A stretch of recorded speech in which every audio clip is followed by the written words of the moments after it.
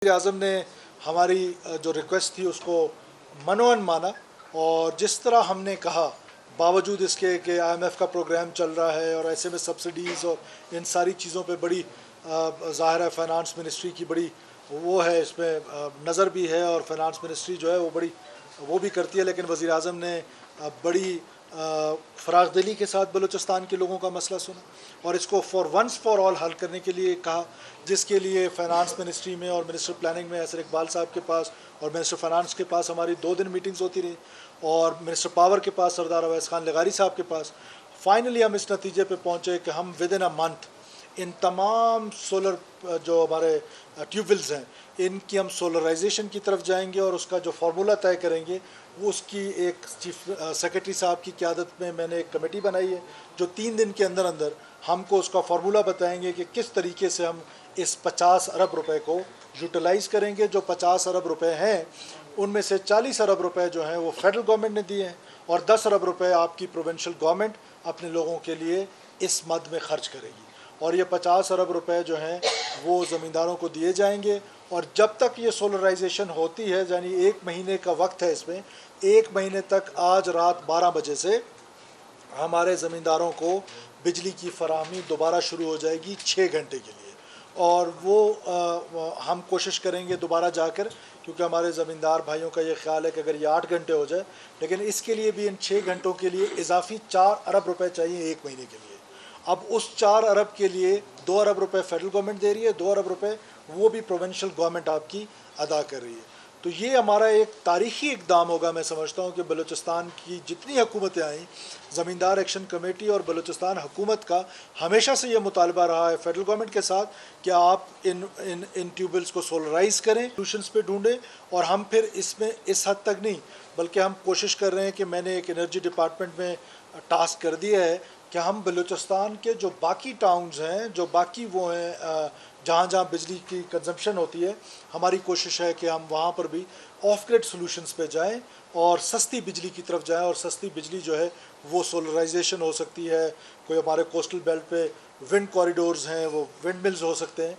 सो हम उन तमाम इक़दामात की तरफ जाएंगे जिससे आम बलूचिस्तानी जो है वो मुस्तफ़ीद हो, आम बलूचिस्तानी को फ़ायदा हो, आम बलूचिस्तानी जो है उसके रोज़गार के मौक़े उसको मिल सकें और वो इस दहशतगर्दी, इस बेचैनी के आलम में अपने रोज़गार का उसका फ़िक्र जो है, फ़िक्र माश, उसको हम कम कर सकें। तो मैं एक बार फिर ज़मींदार एक्शन कमेटी का शुक्रगुज़ार हूँ, अपने तमाम रफ़क़ा का शुक्रगुज़ार हूँ जो मेरे साथ रहे वहाँ वज़ीर-ए-आज़म साहब के पास, जिसमें अपोजिशन के दोस्त भी हैं, और मैं शुक्रगुज़ार हूँ वज़ीर-ए-आज़म साहब का और उनकी सारी टीम का कि ये हमारा एक देरीना, हमारा डिकेड से ये मसला चल रहा था, वो उन्होंने हल कर दिया है और हम इंशाअल्लाह ताला 1 महीने के अंदर सोलराइजेशन ये तो बहुत बड़ा मसला था, एक काबिश हिंदुस्तान गवर्नमेंट की जो चलवाई हुआ, लेकिन जो बकायाजात की रकम हमेशा केस्को की जाने से 500 अरब, कभी 450, इन पर क्या जो एक रिपोर्ट पहले में पेश किया गया था, किसी ने कहा कि रिपोर्ट गलत है, यानी जो बकायाजात वो नहीं बनते, उनको किस तरह टेकल किया जाएगा? देखिए, जो बकायाजात केस्को कहती है कि बलूचिस्तान के लोगों की तरफ है, दैट इज़ डिबेटेबल, बिकॉज़ हम ये समझते हैं कि कहीं ज़ाहिर है हर माशरे में, हर सोसाइटी में, हर ऑर्गेनाइजेशन में अच्छे और बुरे लोग दोनों होते हैं। तो कई ऐसे लोग हैं, कई ऐसी काली भेड़ें हैं केस्को के अंदर भी जो अपने लाइन लॉसेस को, अपनी चोरियों को भी बलूचिस्तान के जो लीगल मीटर ऑनर्स हैं उनके खाते में डाल देते हैं। तो हम इसको रैशनलाइज ज़रूर करना चाहते हैं। उसके लिए भी मैंने पहले दिन, अगर आपको याद हो तो, असम्बली में एक बात कही थी कि हमारे जो फेडरल गवर्नमेंट के साथ इश्यूज़ हैं, हम उनको एड्रेस करने के लिए एक ज़िम्मेदार इकाई के तौर पे politely but firmly but politely हम अपना केस लड़ेंगे। और आज आप उसका नतीजा देख रहे हैं कि हमने जाके अपना केस प्रेजेंट किया और उस केस प्रेजेंट करने के नतीजे में फेडरल गवर्नमेंट ने हमारे साथ फेवर किए। तो हम इस सिलसिले में भी जो बकायाजात हैं वो, और फिर ये सिर्फ बलूचिस्तान का इशू नहीं है, ये पूरे पाकिस्तान का इशू है। पूरे पाकिस्तान में जो ये हैं डिफ़ॉल्टर्स हैं, पूरे पाकिस्तान में जो बकायाजात हैं, ये पूरे पाकिस्तान का एक इशू है। तो उसको उस तरीके से पहले ये बड़ा इशू हैंडल हो जाए कि हमारा जो रोज़गार का पहिया है, देखिए ये जो हमारे 30,000 40,000 ट्यूबवेल्स हैं या ज़मींदार हैं, इसके साथ बहुत सारा कारोबार जुड़ा हुआ है, बहुत सारा मुआश का ज़रिया बहुत सारे बलूचिस्तानियों का जुड़ा हुआ है। तो ये एक तारीख़ी इक़दाम है। अच्छे इक़दाम की हिमायत भी करनी चाहिए, उसकी तारीफ़ भी करनी चाहिए, उसको प्रोजेक्ट भी करना चाहिए और उसकी जो स्टोरी टेलिंग है वो भी करनी चाहिए। आपकी मुलाकात भी हुई चमन के हवाले से, 3 दिन तक हुकूमती नुमाइंदे वहाँ पे थे, वहाँ मुज़ाकरात हुए, आप हिदायत भी गए थे, वज़ीर आज़म साहब से इस हवाले से भी बात हुई है? मेरी वज़ीर आज़म साहब से इस बारे में बात नहीं हुई है। मेरी वज़ीर दाखिला जो है, मरकज़ी वज़ीर दाखिला, उनसे मेरी बात हुई थी। वो ख़ुद भी तशरीफ़ ला रहे हैं। कल मैं भी कल या परसों चमन जा रहा हूँ अपने रुफ़का के साथ और वहाँ जाकर हम बैठेंगे, हम लोगों की बात सुनेंगे। पॉलिटिकल डायलॉग पे हम बिलीव करते हैं कि हम बार बार लोगों के पास जाएंगे, बार बार उनकी बात सुनेंगे, बार बार अपनी बात उनके सामने रखेंगे और फिर end of the day table ने ही रास्ता निकालना होता है। टेबल के अलावा देयर इज़ नो वे। तो we will talk again and again. But ये जो अब सोलर हो जाएंगे ट्यूबवेल, तकरीबन सुबह में आप बता रहे हो ट्यूबवेल है, ये जब सोलर में चले जाएंगे तो दिन रात इस्तेमाल होंगे और उसके बाद उसकी जो ज़मीन पानी की सतह गुलिस्तान में ऑलरेडी गिरी हुई है, इसका क्या नतीजा निकलेगा? देखिए, रात को तो उसने इस्तेमाल नहीं होना क्योंकि रात को तो उन सोलर्स ने नहीं चलना, दिन को यकीनन चलेंगे। लेकिन उसके लिए देखें, गवर्नमेंट के पास बहुत सारे ऑप्शंस हैं। 100 डैम्स का हमारा एक प्रोग्राम चल रहा है, उसको हम एक्सटेंड करने की गुजारिश करेंगे फेडरल गवर्नमेंट से, ताकि हम अपना वाटर टेबल, आपको पता है कि बलूचिस्तान सिर्फ रेन वाटर तरबेला डैम से ज़्यादा अपना पानी हमारा ज़ाया हो जाता है। तो हम अपना अगर रेन वाटर को प्रिजर्व कर सके लिमिटेड रिसोर्सेज में रहते हुए, फेडरल गवर्नमेंट की मदद से हमें उसमें ADP मदद करे, वर्ल्ड बैंक मदद करे, तो बहुत सारे प्रोजेक्ट्स हैं। When there is a will there is a way. तो बलूचिस्तान की गवर्नेंस को इम्प्रूव कर लेने दें। बलूचिस्तान की गवर्नेंस जिस दिन इम्प्रूव हो जाएगी तो ये सारी चीज़ों के सोल्यूशंस हैं, ये सारी चीज़ें जो हैं वो एड्रेस हो जाएंगी इंशाल्लाह।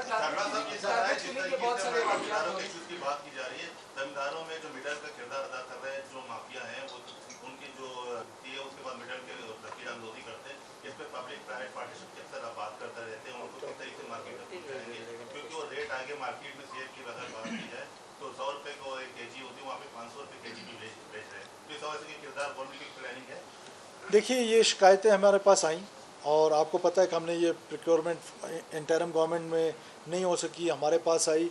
हम सरप्लस हैं वीट में, लेकिन हमने क्यों सपोर्ट प्राइस रखा? हम भी, हालांकि बड़ा फाइनेंशियल हमारे पास बड़े क्रंचेस हैं, उसके बावजूद हमने एक सपोर्ट प्राइस रखी टू सपोर्ट आवर ग्रोअर। हम और उस बीच में अगर मिडलमैन जो है उससे फ़ायदा उठाता है तो दिस इज़ अलार्मिंग। और ये शिकायतें आई हैं मेरे पास, उस पर मैंने डिस्ट्रिक्ट लेवल पे कमेटीज़ बनाई हैं कि जो वो कमेटीज़ को जाके देखेंगी और वो एड्रेस करेंगी। 100% ये मसला एड्रेस नहीं हो सकता, to be very honest, because honest opinion हमेशा देनी चाहिए, उसमें फ़र्क नहीं पड़ता कि कोई इसमें हर्ज नहीं है। तो हम 100% तो उसको शायद ना इस मिडलमैन से अपने ग्रोअर को दूर कर सकें, लेकिन जब हमने डायरेक्ट अच्छी सिमत में डायरेक्शन ले ली तो मेरा ख्याल है कि ये अगले साल अब हम उसमें कुछ मेजर्स ले रहे हैं। जैसे कि ये बारदाना है, बारदाना जो है वो हम अपने सेंटर्स में रखेंगे और बारदाना जो है वो ख़रीदेगा ग्रोअर ख़ुद। जब ग्रोअर ख़ुद ख़रीदेगा तो हमारे से वो दूर हो जाएगा, सिफारिशी कल्चर और रिश्वत का कल्चर ख़ुद ब खुद दूर हो जाएगा। जब आम ग्रोअर के पास भी बारदाना अवेलेबल होगा तो वो जब बारदाना ले लेगा तो मेरा ख्याल है कि हम इस कल्चर से आहिस्ता आहिस्ता दूर होंगे। हमारे यहाँ ये बुराइयाँ जो हैं वो जड़ पकड़ चुकी हैं। अब इन बुराइयों से निकलने के लिए we need some time, we need a strategy. मैं हमेशा कहता हूँ कि गोल अचीव करने के लिए टाइम मैटर नहीं करता है, मैटर करती है डायरेक्शन। अगर हमारी डायरेक्शन ठीक हो जाएगी तो मेरा नहीं ख्याल कि हम वो चीज़ें अचीव ना कर सकें जो हमारी सोच है। ये नाराज़ हो जाते हैं, इनका सवाल ले लेंगे।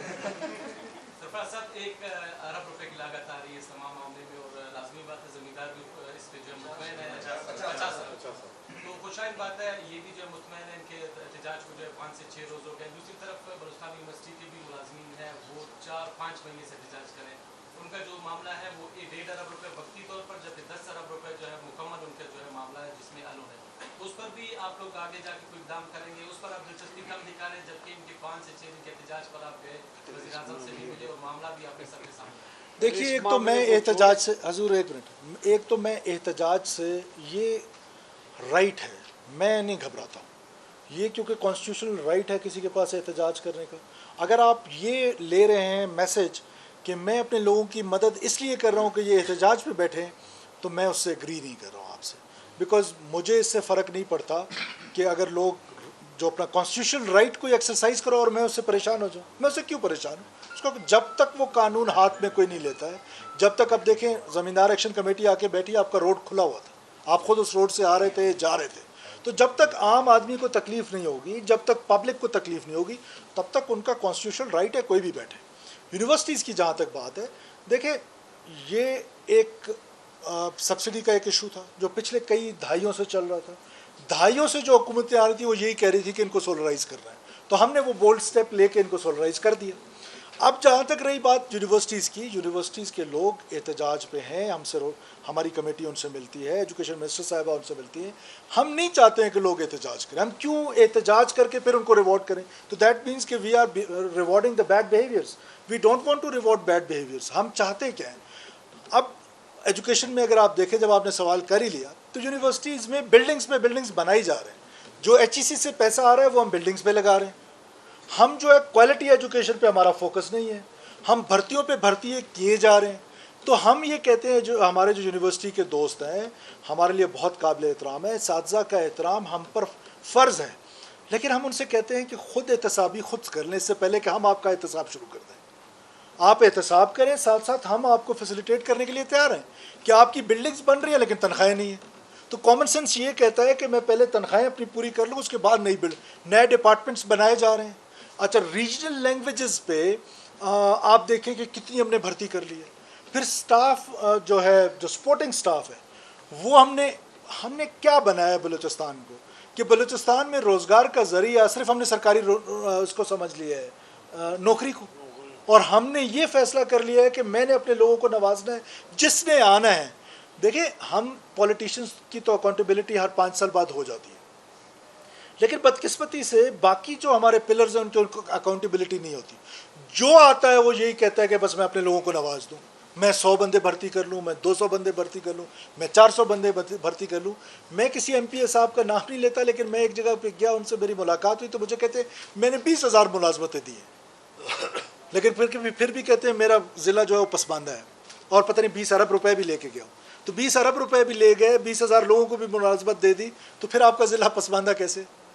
तो हमने कहीं ना कहीं इस बलूचिस्तान को किसी न किसी ने बेहतर करना है। हम कोई दावा नहीं कर रहे हैं कि हम जो है यहाँ पर दूध और शहद की नहरें बहा देंगे। हम ये कोशिश ज़रूर करेंगे कि हमारी डायरेक्शन सेट हो जाए, कुछ चीज़ों पे हम बेहतरी ले आएँ, जिसमें एजुकेशन है, जिसमें हेल्थ है, जिसमें हमारा इंफ्रास्ट्रक्चर है, और इस तरह एग्रीकल्चर है, जो हमारे पोटेंशियल लाइफ स्टॉक है, जिधर हमारा पोटेंशियल है कि स्किल डेवलपमेंट। अब हम स्किल डेवलपमेंट पे जो काम करने जा रहे हैं, कि हमारी कोशिश है कि हम अपने बच्चों को स्किल करें और उनको एक्सपोर्ट करें। और इसके अलावा ये रोज़गार देखें ना, बलूचिस्तान के लोग गवर्नमेंट पे डिपेंडेंट है कि बस मुझे सरकारी, हमारा तो नब्स पे हाथ है, लोगों के नब्स पे पूरा दिन हम पर यही प्रेशर है कि नौकरी दें, नौकरी दें, नौकरी दें। अब हमने उसका क्या हल ढूंढा है कि हम अपने बच्चों को, उनको स्किल एजुकेशन दें, उनको इस काबिल बनाएं कि हम उनको एक्सपोर्ट कर सकें, गल्फ़ में एक्सपोर्ट करें, हम उनको सेंट्रल एशियन स्टेट्स में एक्सपोर्ट करें, हम उनको चाइना में एक्सपोर्ट करें। तो उसके लिए हम अपनी एफ़र्ट्स कर रहे हैं। ज़ाहिर है उन एफ़र्ट्स में थोड़ा सा टाइम लगेगा, और ये एक जंग ज़दा ट्रेन है, इसको धक्के लगाने में थोड़ा टाइम लगेगा। टारगेट किलिंग के वाक़यात बहुत ज़्यादा हो रहे हैं, कोयला खानों पे हमले होते हैं, लोगों को बसों से उतार के मार रहे हैं, दुकानों पर जाते हैं, उनके रिहायशी ठिकानों पर जाके लोगों को मारा जा रहा है। 2 से 2.5 माह हो गए, हुकूमत ने अब तक क्या इसमें इक़दाम किए हैं, या आप क्या करना चाह रहे हैं? और एक आपके नाम से एक मैसेज चल रहा है कि आपने शायद SBK की कोई पोस्टें हैं उसको दोबारा मंसूख कर दिया है, और फिर आया कि तरदीद है, मंसूख नहीं की है, तो इस पर भी क्लैरिटी। देखिए, SPK के जो टेस्ट सिस्टम है पूरे बलूचिस्तान से, इसमें शदीद किस्म की शिकायतें आ रही हैं। सुप्रीम कोर्ट हमें क्या कहता है कि आप किसी वक्त भी इसको मनसूख कर सकते हैं। मैंने चीफ सेक्रेटरी साहब को डायरेक्शन दे दी है कि आप इसको एवेल्युएट करें कि आया ये जो एक पैसों की बात चल रही है, क्योंकि ये हमने पहले दिन से ये कहा था कि हम नौकरी बेचने नहीं देंगे, मुझ पर जिसने जितनी मर्जी क्रिटिसिज्म करनी है कर ले, मैं नौकरी बेचने नहीं दूंगा। ये बलूचिस्तान के उस मेरिट वाले बच्चे का हक है कि उसको घर पे नौकरी मिले जो मेरिट पे आता है, और अगर मेरिट पे नहीं आता है, जो नौकरी बिकने की बातें चल रही हैं, क्या आप इस सोसाइटी में नहीं रहते हैं? क्या आपको ये खबरें नहीं आ रही हैं? आप तो इन्वेस्टिगेटिव जर्नलिज्म करते हैं, आपसे तो रहनुमाई की तवक्को है। जो मैं कहता हूँ ना, बलूचिस्तान के लोगों से रहनुमाई की तवक्को है। बहुत सारी जगहों से बलूचिस्तान के लोग जो हैं वो अप्रोच कर रहे हैं कि जहाँ पर पैसे चले। बहुत सारे मेंबर्स में, I don't want to name, बहुत सारे मेंबर्स हैं जिनको ये बात पता है कि लोग पैसे दे रहे हैं। हम क्या करते हैं, तो हम शाये हैं, हम अपने मसाइल से हमेशा शर्मा के कनी कर जाते हैं। हमें क्यों शर्माना चाहिए? ये हमारे माशरे की बुराई है। अब ये माशरे की बुराई है, मैं इससे अगर शर्मा जाऊँ और इस पर बात ही ना करूँ तो इसकी इस्लाह कैसे करूँगा? अगर शिकायतें आ रही हैं और वो सॉलिड शिकायतें हुई, बिल्कुल हम कैंसिल करेंगे।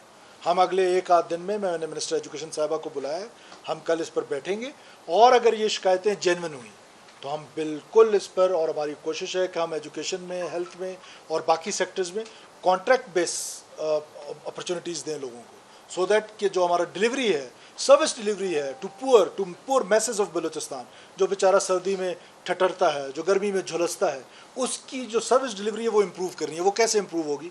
वो जब हम कॉन्ट्रेक्चुअल बेसिस पे सर्विस डिलीवरी वाले लोग रखेंगे, वो ज़्यादा अच्छी सर्विस डिलीवरी करते हैं। ये प्रैक्टिस जो है वो सिर्फ बलूचिस्तान में, दुनिया भर में इस प्रैक्टिस को अडॉप्ट किया गया।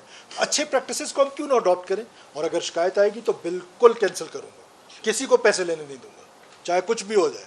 उसके बाद लॉ एंड ऑर्डर की सिचुएशन मेरे लिए परेशान कौन है, इसमें कोई दो राय नहीं है कि लॉ एंड ऑर्डर की सिचुएशन इतनी वर्स्ट भी नहीं है कि बहुत ज़्यादा पैनिक हो जाए। लेकिन ये सारे जो इश्यूज़ हैं, आपको पता है कि रेट ऑफ द स्टेट जो है वो पिछले कोई 3-4 साल से वीक हुई है बलूचिस्तान में। उसको इम्प्रूव करने की कोशिश करें। और सिक्योरिटी फोर्सेस जिस तरीके से कल हमारे जवान सिपाही जो हैं वो लड़े हैं, मेजर नियाज़ी ने जिस जवामर्दी के साथ लड़ाई करते हुए शहादत का आला दर्जा पाया है, अल्लाह ताला उनको गरीक रहमत करे। पूरे बलूचिस्तान के लोग उनकी बहादुरी पे फ़ख्र करते हैं। हम उनके जो वर्सा हैं, उनके जो लवाहिकीन हैं, उनको, उनके ख़ानदान को, उनके कौम कबीले को, उनके इलाके के लोगों को ये बताना चाहते हैं कि हर बलूचिस्तानी का दिल जो है वो उनके साथ धड़कता है।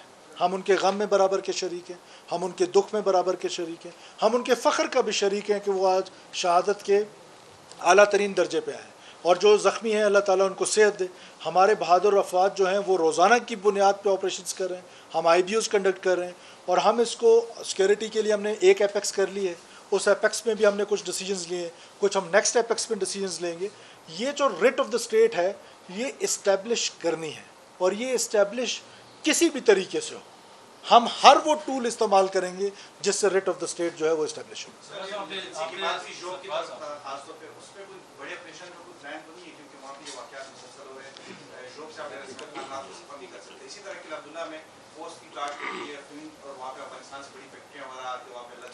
उसमें आपके जो सिटिंग सेनेटर्स हैं और MPs हैं वो उनको सपोर्ट कर रहे हैं, उन्होंने फायरिंग की फोर्सेस पे, उनके खिलाफ कोई कार्रवाई क्यों नहीं? देखिए, आपने इतना बड़ा स्टेटमेंट दे दिया सिटिंग MPs और सेनेटर्स, कोई आपको सू कर दे, do you have any proof? नहीं है। नहीं, देखिए, do you have any proof कि किसी सेनेटर, किसी MPA ने सेनेटर पे FIR? तो भाई, तो मैं इंडिविजुअल हूँ, मैं यहाँ बैठा हूँ, my brother is sitting in Dera Bugti. कल वो कोई अमल करता है तो उसकी सज़ा, अगर ये देखिए, अब कोई कानून है, कोई कॉन्स्टिट्यूशन है, कोई आइन है, ये कलेक्टिव पनिशमेंट, कलेक्टिव रिवॉर्ड, तो इसका मतलब है अगर कलेक्टिव रिवॉर्ड देना शुरू करें तो मेरे जो 2 भाई हैं दोनों को चीफ मिनिस्टर मान लें।